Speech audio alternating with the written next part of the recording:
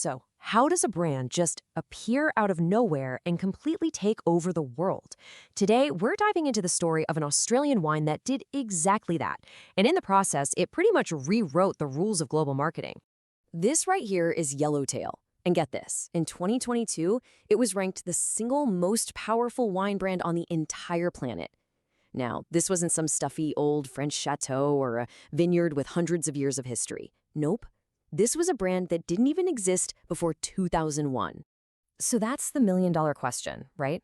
How did a total newcomer from Australia, in an industry that's literally thousands of years old, conquer the globe in less than 2 decades?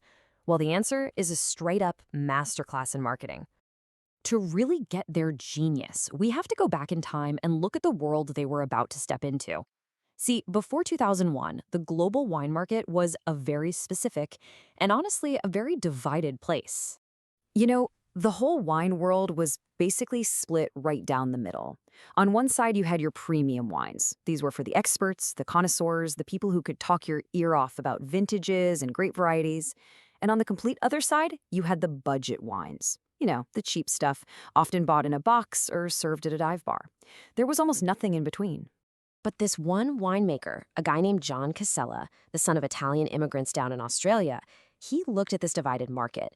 And he didn't just see a gap. He saw a massive, wide-open, completely untapped opportunity sitting right there in the middle.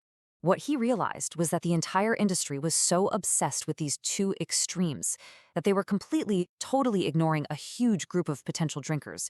He called them the forgotten customer.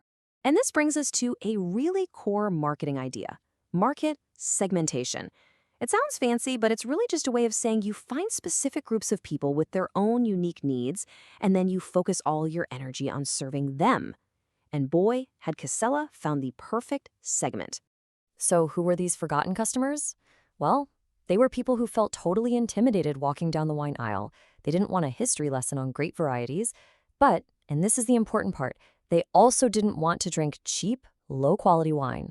All they wanted was a wine that was fun, easy to pick out, and just easy to drink.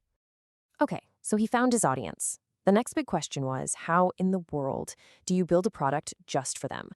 And this is where we get into the absolutely brilliant strategy they called the Yellowtail mix.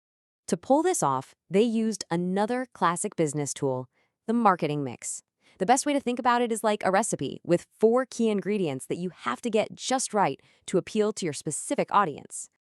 And those 4 ingredients are famously called the 4 Ps: product, price, place, and promotion. So let's break down exactly how Yellowtail completely nailed every single one. All right, first up, the product.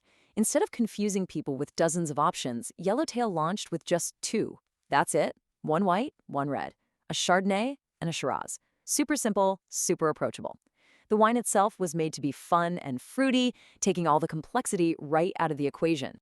But the product wasn't just what was in the bottle. The packaging itself was a game changer. While all the other bottles had these boring, stuffy white labels, Yellowtail's was bright. It was colorful. It was impossible to miss.